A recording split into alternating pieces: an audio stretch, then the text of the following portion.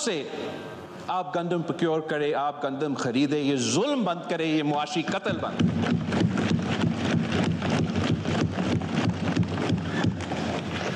ان فیصلوں کی وجہ سے جناب اسپیکر اب یہ نقصان نہ صرف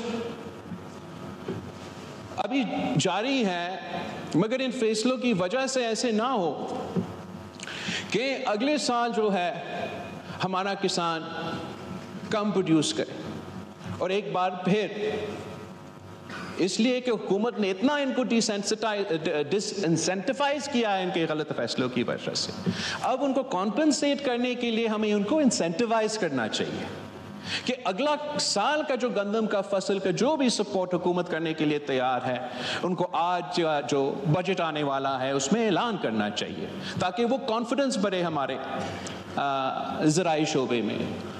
اور ویسے ہی جناب اسپیکر اگر ہم سب مانتے ہیں کہ پاکستان کا زراعت ہمارا بیک بون ہے، تو امید یہ ہے کہ جو حکومت بجٹ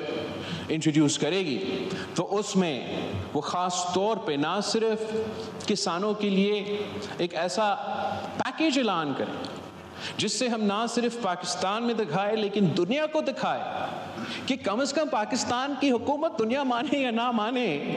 پاکستان کی حکومت یہ سمجھتی ہے کہ یہ ایک زرعی ملک ہے. پاکستان کی حکومت کو اپنا پالیسی سے، اپنا بجٹنگ سے یہ واضح کرنا چاہیے کہ وہ اپنا ایگریکلچر سیکٹر میں انویسٹ کرنے کے لیے تیار ہے، تاکہ وہ اپنے ملک کے لیے ایکسپورٹس کے صورت میں کما بھی سکتے ہیں. تو اگر حکومت اس بات پہ سیریس ہے تو ان کا بجٹ میں ایسے انسینٹیوز ہونے چاہیے، ایسے زراعت میں انویسٹ کرنا چاہیے جس سے ہم نہ صرف اس شعبے میں کانفیڈنس دلوا سکے مگر اپنے کسانوں کو فائدہ دلوا سکے. ایک بات جو پاکستان پیپلز پارٹی کے منشور کا بھی حصہ تھا اور وزیر اعظم شہباز شریف صاحب کی ابتدائی کی تقریر میں بھی موجود تھا کہ جو ہم اربوں روپے کا سبسڈیز فرٹیلائزر کمپنیز کو دیتے ہیں،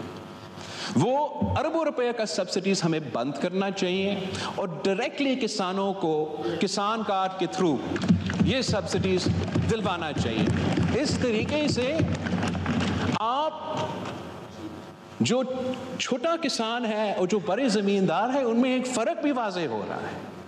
پاکستان کی حکومت کو بڑے زمینداروں کو سبسڈائز نہیں کرنا چاہیے، بڑے فیکٹریز کو سبسڈائز نہیں کرنا چاہیے، مگر اگر ہم چاہتے ہیں کہ ہمارا معیشت بھی ترقی کرے، زراعت کا شعبہ بھی ترقی کرے، تو ہمارا جو غریب کسان ہے جس کی خون پسینہ کی محنت کی وجہ سے نہ صرف یہ معیشت چلتا، ملک چلتا، ان کو ہمیں سپورٹ کرنا پڑے گا جناب اسپیکر. فائنلی جو میں ایک پازیٹیو تجویز دینا چاہوں گا کہ ہمیں یہ مانتے ہوئے کہ اس ملک کے ساتھ یہ ظلم ہے کہ ہم اپنے آپ کو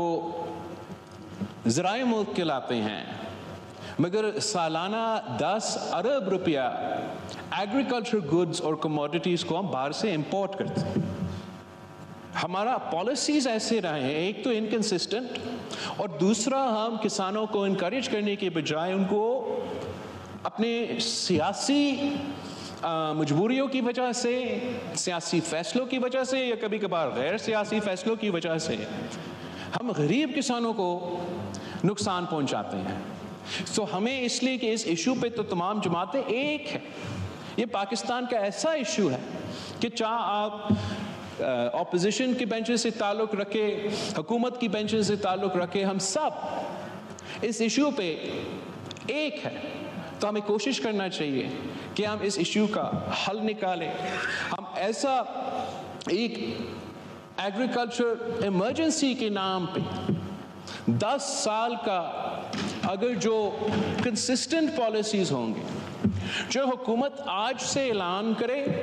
سٹیک ہولڈرز کو آن بورڈ لے کے، کسانوں سے، کسان کے آرگنائزیشن سے انگیج کر کے، باقی پورے معاشرے سے انگیج کر کے ایسے آپ کنسسٹنٹ پالیسیز آج سے اعلان کریں کہ 10 سال تک پاکستان کا ذرائع شعبے میں، ذرائع معیشت میں یہ ہمارا پالیسی ہوگا تو انشاءاللہ تعالیٰ پھر دنیا کی کوئی طاقت پاکستان کی ترقی نہیں روک سکے گا. جناب اسپیکر،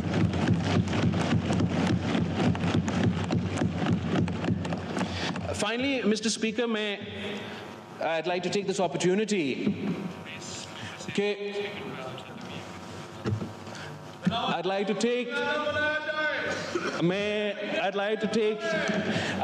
take this opportunity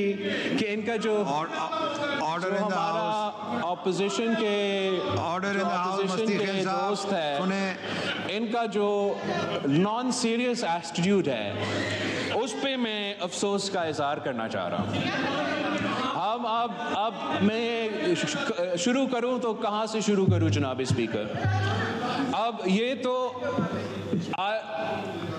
آج کل کچھ پریشان ہیں.